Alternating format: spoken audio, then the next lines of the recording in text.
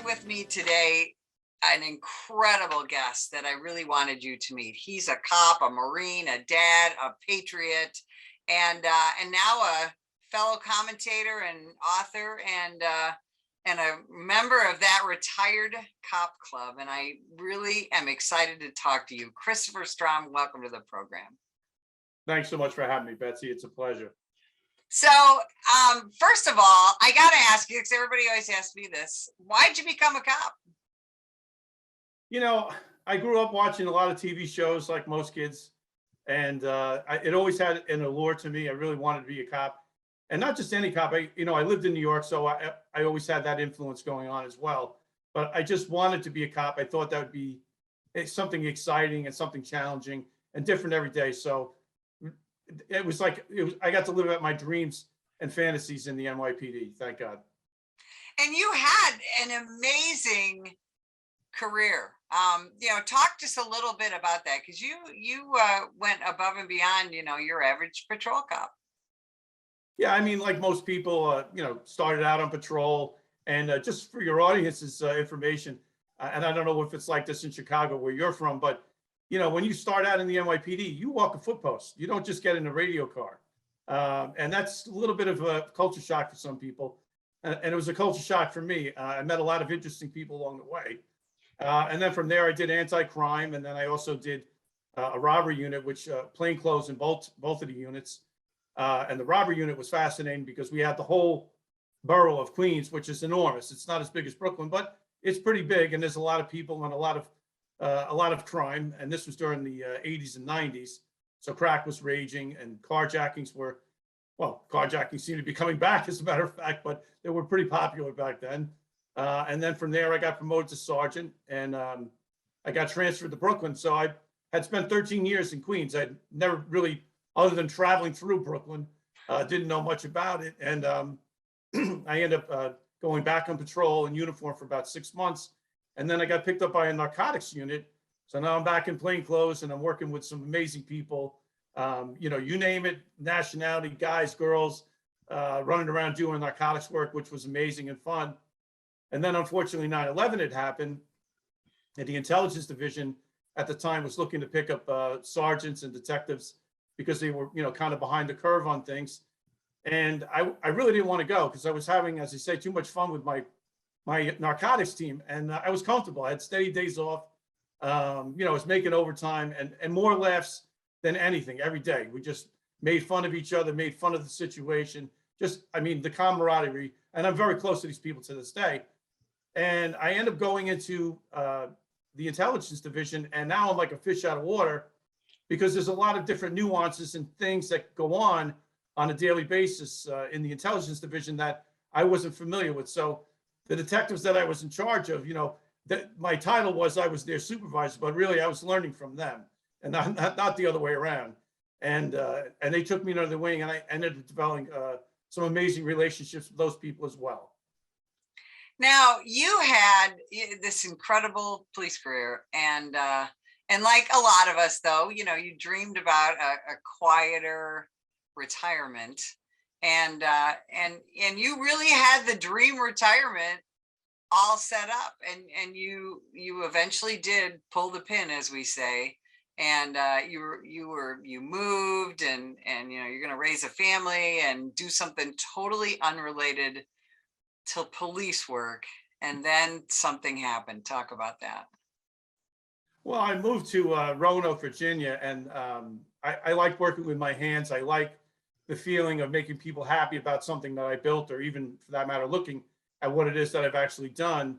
And I got involved in a business with somebody, and the relationship deteriorated. And the war at the time in Iraq was raging. And I was getting madder and madder by the day, actually, watching it.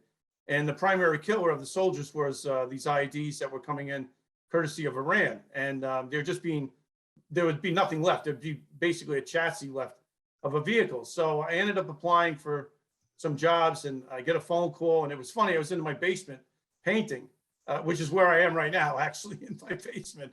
And the recruiter asked me, is who you are, and, describe the job. And he said, you'd basically be an advisor to like a brigade commander, and having them look at the the insurgency problem from a law enforcement lens. And they said, is that something you'd be interested in? So I tried to temper my response by saying yes, but on the inside I was doing backflips saying, yeah, are you kidding me? I get to go over there and chase bad guys.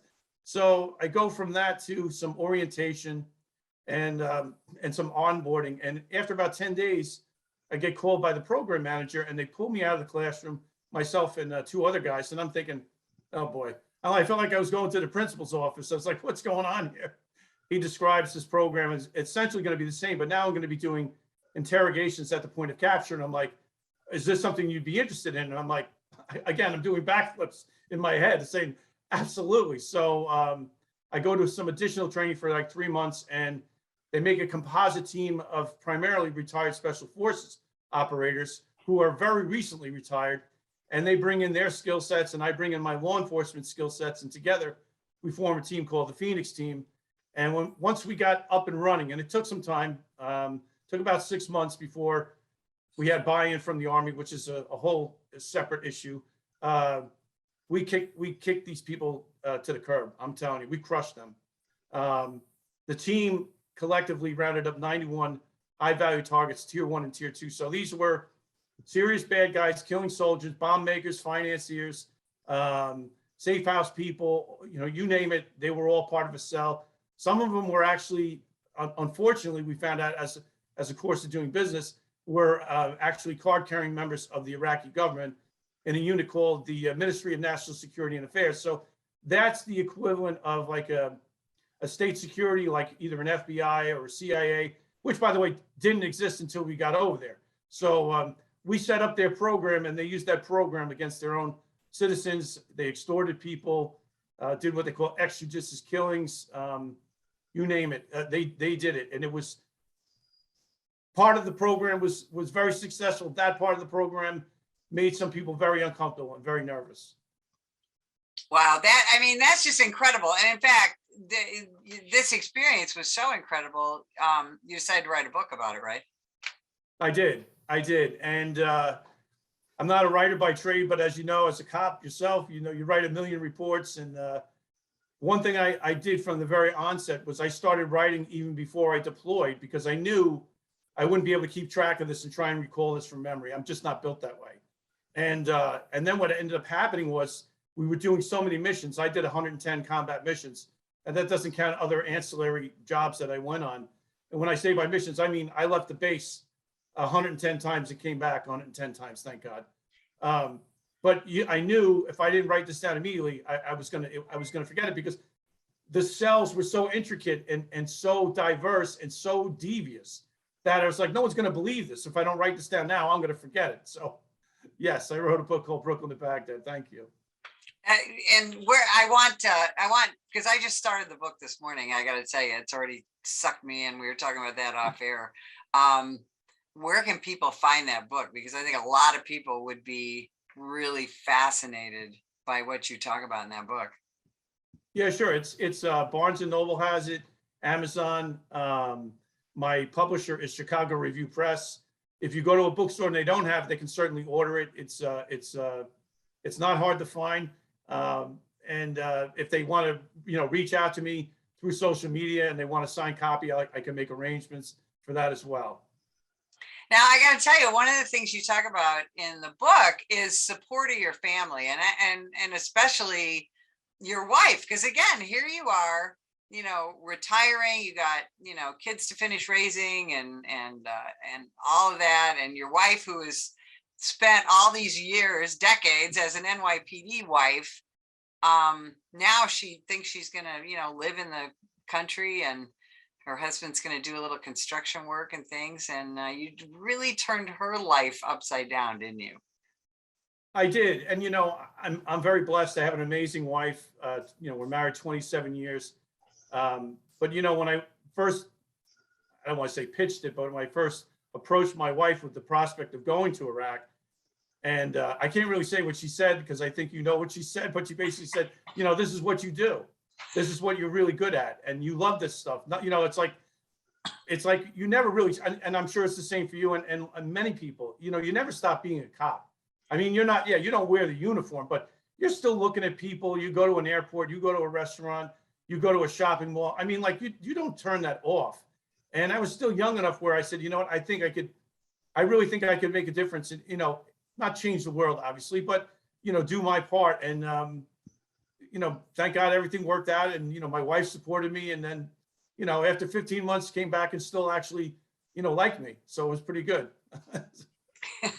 I know it's just an incredible story. So what was life like after you came back from Iraq? You saw all these things as part of the NYPD. Then you saw so much of the horrors of our involvement in the Middle East. And then again, you came back home. What was that like? Well, I had a little bit of an adjustment. I had some trouble sleeping, anxious, lack of focus, irritable, all things that I wasn't even really aware that I was experiencing. My wife would point it out. One of the things that she pointed out to me, which is kind of funny, but not in another way, in a serious way, is that I was looking at my kids whenever they would tell me a story, like if they got into trouble, and I would look at them and I would kind of like cock my head as if I was like trying to measure their body language and their temperament and their speech cadence. And my wife's like, "Will you cut the crap? You're scaring the kids. Stop it." And I wasn't aware that I was doing that. One of the other problems I have is, even to this day, is I'm very sensitive to noises and I'm very sensitive to people's behavior and mannerisms. And I really have a hard time taking people at face value. A trust issue, I think, might be the way to describe it. And, just like, when you're in law enforcement, you do a 5-second psychological snapshot of somebody. And, you try to be a good person on the inside and try to be a good person on the outside. And you try not to be judgmental. If you're a Christian, that's what you're supposed to be, non-judgmental. But every time I try and dismiss what my inner voice is telling me about this person, guy or girl, doesn't really matter. And then I end up proving myself right that the person wasn't a good person.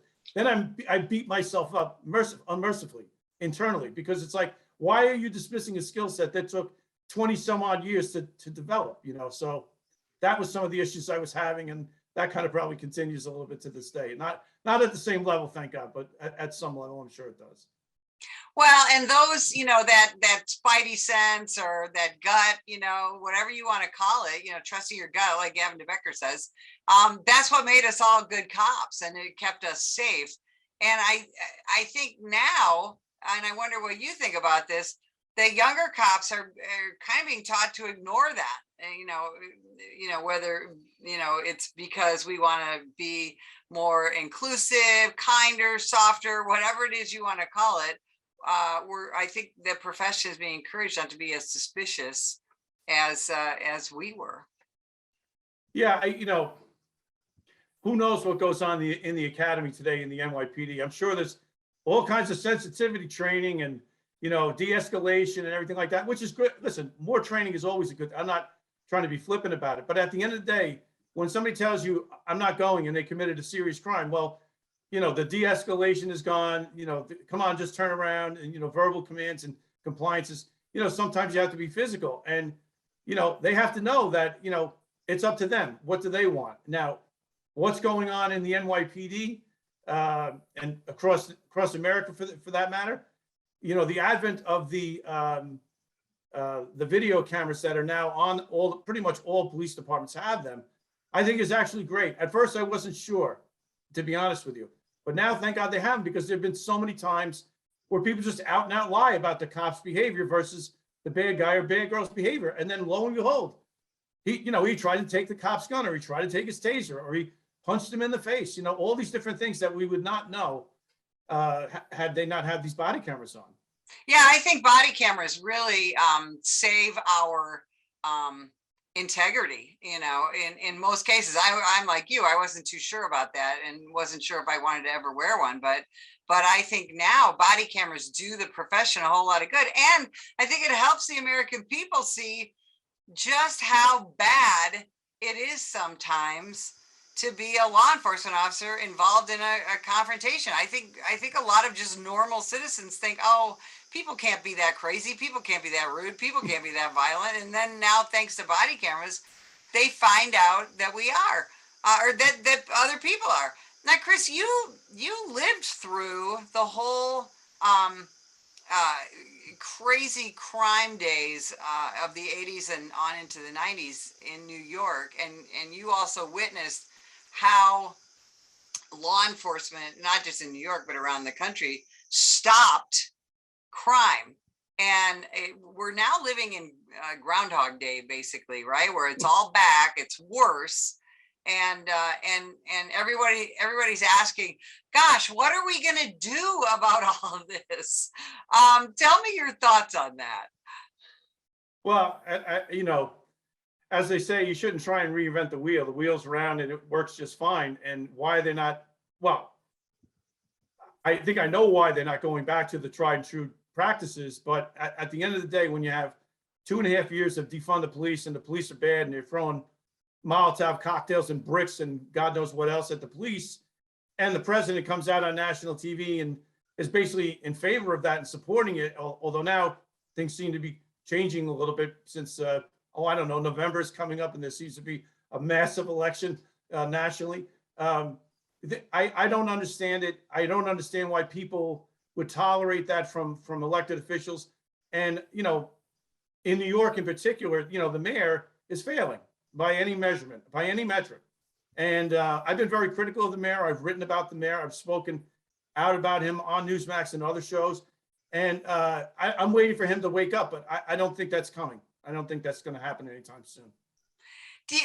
When we were seeing in the immediate post George Floyd era, where NYPD officers were getting pelted with takeout food and water bottles and garbage cans and all of that, what were your thoughts when you saw all of that? Well, I mean, I came from an era, like I said, they started this thing back in 2019. I just want to give a brief summary of my thoughts on this, and I'll get right to your point. They had this thing where, let's go on Facebook and try and get a viral video. And one of them was called the Bucket Challenge, where you would find a cop in the summertime and dump a bucket of water on his head. Now, I can tell you from the time frame that I came from my experience in the police department, two things were probably a certainty on that. One, the person was going to be arrested. And two, very strong chance that they might not have gone straight to the precinct, but potentially to, I don't know, like an emergency care facility at some hospital.